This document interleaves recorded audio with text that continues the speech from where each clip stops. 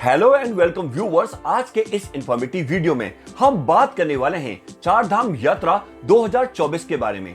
आदि गुरु शंकराचार्य द्वारा परिभाषित चार तीर्थ माने गए हैं जिनको चार धाम कहा जाता है। ये चार धाम बहुत पवित्र और खास माने जाते हैं, जिनमें यमुनोत्री, गंगोत्री, केदारनाथ और बद्रीनाथ धाम हैं। हिंदू धर्म में दो तरह की चार धाम यात्रा की जाती है, एक बद्रीनाथ, केदारनाथ, गंगोत्री और यमुनोत्री की यात्रा और दूसरी बद्रीनाथ, जगन्नाथ, रामेश्वरम और द्वारिका धाम की यात्रा। ये चार धाम बद्रीनाथ, केदारनाथ, गंगोत्री और यमुनोत्री उत्तराखंड राज्य में स्थित हैं और वहीं रामेश्वरम धाम तमिलनाडु में और द्वारिका धाम गुजरात में स्थित है। चार धाम यात्रा को एक ऐसी यात्रा माना जाता है जो सभी पापों को धो देती है और मोक्ष प्राप्त करने में मदद करती है। यात्रा केवल एक यात्रा नहीं है बल्कि एक आध्यात्मिक अनुभव है जो तीर्थ यात्रियों के मन पर गहरा प्रभाव छोड़ती है। चार धाम यात्रा अप्रैल या मई के महीने में शुरू होती है और अक्टूबर या नवंबर तक चलती है। भारी बर्फबारी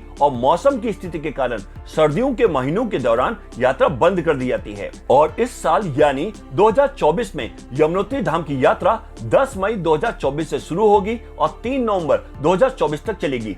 गंगोत्री धाम की यात्रा 10 मई 2024 से शुरू होगी और 2 नवंबर 2024 तक चलेगी।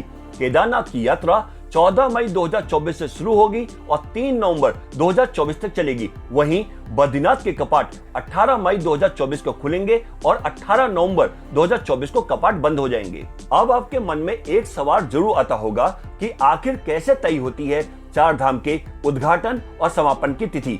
जैसा कि हम जानते हैं कि सर्दियों में सभी धामों में बहुत ज्यादा बर्फबारी होती है जो जगह को और दुर्गम बना देती है, इसलिए प्रत्येक धाम के कपाट निर्धारित तिथि यानी कि तारीख पर बंद कर दिए जाते हैं।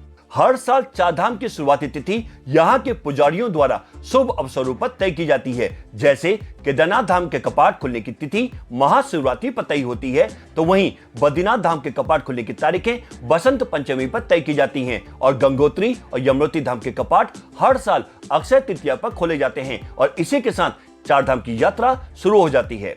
और इसी प्रकार शुभ अवसरों पर वैदिक भजनों और अनुष्ठानों के जाप के साथ धामों के कपाट बंद भी कर दिए जाते हैं। आमतौर पर यमुनोत्री धाम और केदारनाथ धाम के कपाट भैया दूज के अवसर पर बंद कर दिए जाते हैं और गंगोत्री धाम गोवर्धन पूजा पर और बद्रीनाथ धाम के समापन की तारीखें बद्रीनाथ केदारनाथ समिति द्वारा विजयदशमी यानी दशहरे के दिन तय की जाती है। चार धाम यात्रा हमेशा यमुनोत्री धाम से शुरू होकर गंगोत्री, केदारनाथ और बद्रीनाथ धाम पर समाप्त होती है। चार धाम यात्रा हरिद्वार से शुरू होती है जो चार धामों का प्रवेश द्वार है। हरिद्वार एक लोकप्रिय तीर्थ स्थल है और अपनी पवित्र गंगा नदी के लिए जाना जाता है। चार धाम यात्रा का पहला पड़ाव यमुनोत्री है जो यमुना नदी का उद्गम स्थल है। यमुनोत्री धाम समुद्र तल से 3293 मीटर यानी 10,804 फीट की ऊंचाई पर स्थित है और यहाँ जान की चट्टी से 6 किलोमीटर की पैदल दूरी तय करके पहुंचा जा सकता है। यमुनोत्री धाम वो धाम है जहां भक्त अपनी चार धाम यात्रा में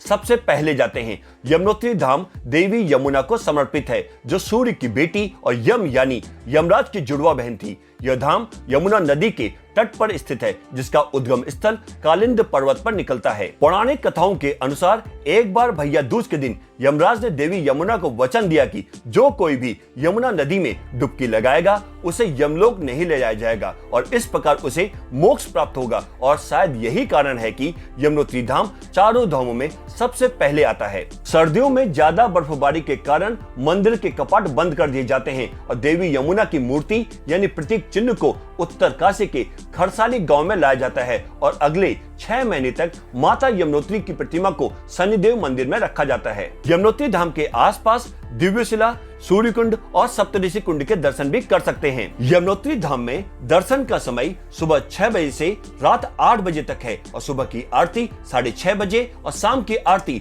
7:30 बजे पर की जाती है। चार धाम यात्रा का दूसरा पड़ाव गंगोत्री है जो गंगा नदी का उद्गम स्थल है। यह मंदिर समुद्र तल से 3100 मीटर यानी 10,200 फीट की ऊंचाई पर स्थित है और गंगोत्री से करीब 19 किलोमीटर दूर 13,200 फीट की ऊंचाई पर गोमुख है जहां पैदल यात्रा यानी ट्रैक करके पहुंचा जा सकता है। यमुनोत्री धाम के बाद चार धाम यात्रा में अगला प्रमुख धाम गंगोत्री धाम है। यह मंदिर देवी गंगा को समर्पित है, जो उत्तराखंड के उत्तरकाशी जिले में भागीरथी नदी के तट पर स्थित है। गंगा नदी भारत की सबसे पवित्र और सबसे लंबी नदी है। गोमुख ग्लेशियर गंगा यानी भागीरथी नदी का वास्तविक स्रोत गंगोत्री मंदिर से 19 किलोमीटर की दूरी पर है। कहा जाता है कि गंगोत्री धाम वह स्थान है जहां देवी गंगा पहली बार भागीरथ द्वारा 1000 वर्षों की तपस्या के बाद स्वर्ग से उतरी थी। प्रत्येक वर्ष सर्दियों में गोवर्धन पूजा के शुभ अवसर पर गंगोत्री धाम के कपाट बंद कर दिए जाते हैं और मां गंगा के प्रतीक चिन्हों को गंगोत्री से हर्षिल शहर के मुगवा गांव में ले जाया जाता है और अगले 6 महीनों तक वहीं रखा जाता है। गंगोत्री धाम में दर्शन का समय सुबह 6:15 से दिन के 2 बजे और फिर शाम 3 बजे से लेकर रात 9:30 है। सुबह की मंगला आरती 6 बजे और शाम की आरती 7:45 पर की जाती है। गंगोत्री धाम के आसपास भागीरथ शिला, भैरव घाटी, गोमुख और जलमग्न शिवलिंग के दर्शन भी कर सकते हैं। गंगोत्री धाम पहुंचने के लिए आपको सबसे पहले उत्तरकाशी पहुंचना होगा। उत्तरकाशी पहुंचने के बाद आपको हर्षिल और गंगोत्री के लिए बस या टैक्सी आसानी से मिल जाएगी। अगर आप गोमुख जाना चाहते हैं तो आपको गंगोत्री मंदिर से 19 किलोमीटर की ट्रैकिंग करनी होगी। 4 धाम यात्रा का तीसरा पड़ाव केदारनाथ है, जो भगवान शिव के 12 ज्योतिर्लिंगों में से एक है। केदारनाथ धाम समुद्र तल से 3583 मीटर यानी 11755 फीट की ऊंचाई पर स्थित है और गौरीकुंड से 14 किलोमीटर की पैदल दूरी तय करके यहां पहुंचा जा सकता है।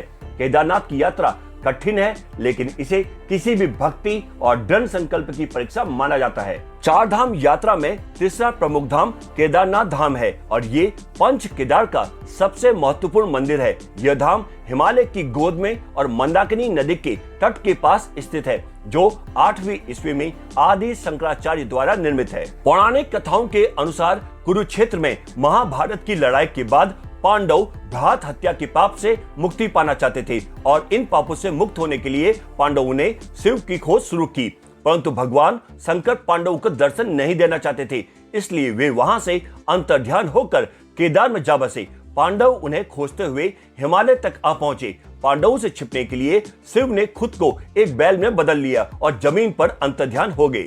लेकिन भीम ने पहचान लिया कि बैल कोई और नहीं बल्कि शिव है और उन्होंने तुरंत बैल के पीठ का भाग पकड़ लिया।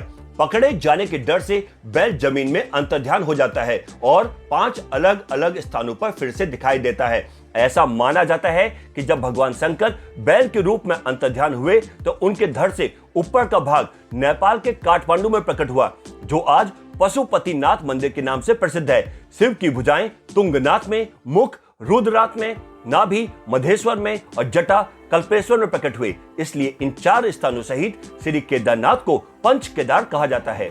दीपावली के बाद सर्दियों में मंदिर के कपाट बंद कर दिए जाते हैं और शिव की मूर्ति को ऊखीमठ के ओंकारेश्वर मंदिर में ले जाया जाता है, जो अगले 6 महीनों तक ऊखीमठ में ही रहती है। केदारनाथ धाम में दर्शन सिर्फ दोपहर 3 बजे से शाम 5 बजे तक बंद रहता है और बाकी समय ये दर्शन के लिए खुला रहता है। केदारनाथ धाम पहुंचने के लिए गौरीकुंड अंतिम पड़ाव है, जहां तक कोई भी गाड़ी जा सकती है और गौरीकुंड से केदारनाथ पहुंचने के लिए आपको 16 किलोमीटर की ट्रैकिंग करनी पड़ती है। अगर आप ट्रैकिंग से बचना चाहते हैं तो आपके पास एक और विकल्प है कि आप गुप्तकाशी या फाटा या गौरीकुंड से हेलीकॉप्टर की सेवा ले सकते हैं। केदारनाथ धाम के आसपास भैरवनाथ मंदिर, 8 किलोमीटर ट्रैक करके वासुकी ताल और त्रिजुगी नारायण के दर्शन भी कर सकते हैं। 4 धाम यात्रा का चौथा और अंतिम पड़ाव बद्रीनाथ है, जो भगवान विष्णु का निवास स्थान है। यह मंदिर समुद्र तल से 3133 मीटर यानी 10,278 फीट की ऊंचाई पर स्थित है और जोशीमठ से बाई रोड यहां तक पहुंचा जा सकता है। बद्रीनाथ धाम भगवान विष्णु को समर्पित है, जो अलकनंदा नदी के तट पर नर और नारायण पर्वत के बीच में स्थित है। यह एकमात्र धाम है जो 4 धाम और छोटा 4 धाम दोनों का हिस्सा है। बद्रीनाथ मंदिर के अंदर भगवान विष्णु की 1 मीटर लंबी काले पत्थर की मूर्ति है, जो अन्य देवी देवताओं से घिरी हुई है। ऐसा माना जाता है कि यहाँ स्थित भगवान विष्णु की मूर्ति 8 स्वयंभू मूर्ति में से एक है, जिसकी स्थापना आदि शंकराचार्य ने की थी। पौराणिक कथाओं के अनुसार एक बार भगवान विष्णु ध्यान के लिए एक शांत जगह की तलाश कर रहे थे और इस स्थान पर आ पहुंचे। यहाँ भगवान विष्णु अपने ध्यान में इतने तल्लीन हो गए कि उन्हें अत्यधिक ठंड के मौसम का भी एहसास नहीं हुआ। अतः इस मौसम से बचाने के लिए देवी लक्ष्मी ने खुद को एक बद्री वृक्ष, जिसे जुजुबे के रूप में भी जाना जाता है, उसमें बदल लिया।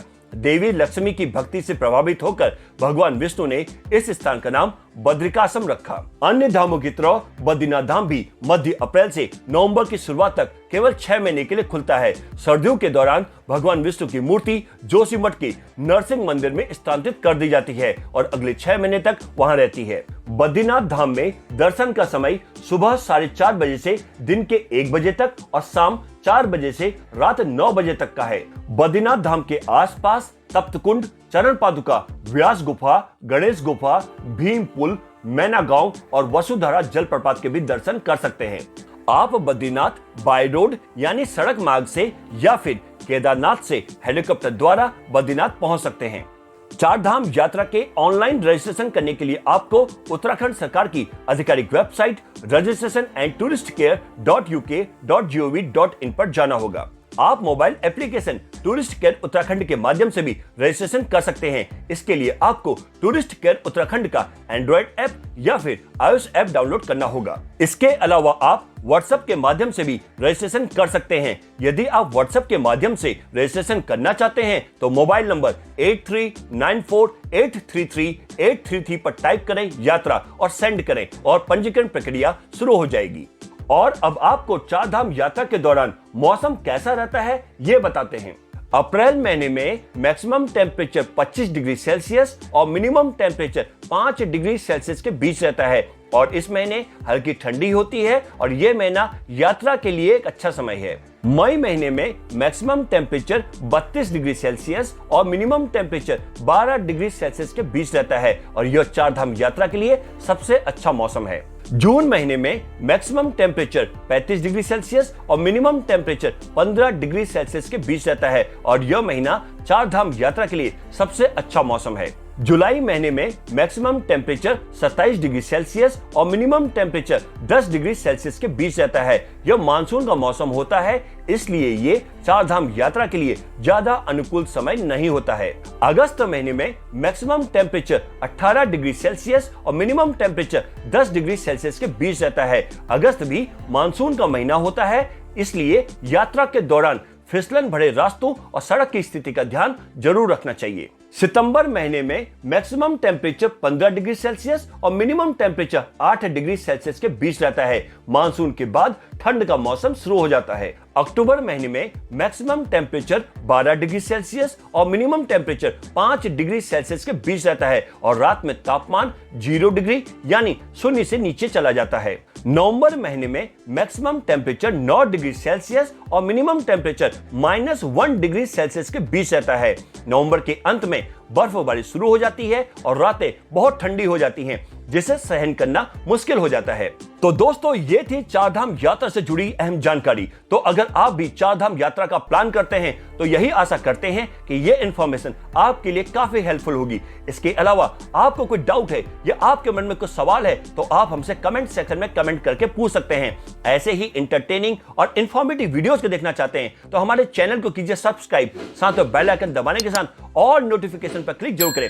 वीडियो को ज्यादा से ज्यादा शेयर और लाइक करें, क्योंकि आपके एक लाइक से हमें मोटिवेशन मिलता है कि हम आपके लिए ऐसे ही इंफॉर्मेटिव वीडियोज बनाते रहें। प्लीज वीडियो को लाइक शेयर जरूर करें। इसके साथ आप हमारे फेसबुक पेज और इंस्टाग्राम में भी हमें फॉलो करें और हमें सपोर्ट करें। चार धाम यात्रा का प्लान बनाएं और करें बद्रीनाथ, केदारनाथ, गंगोत्री और यमुनोत्री में चेक इन और हो जाएं रिलैक्स, रिफ्रेश, रिचार्ज। आज के एपिसोड में बस इतना ही। एक नए ट्रेवल इंफॉर्मेटिव वीडियो के साथ फिर मिलेंगे। तब तक के लिए bye bye, take care, thanks for watching.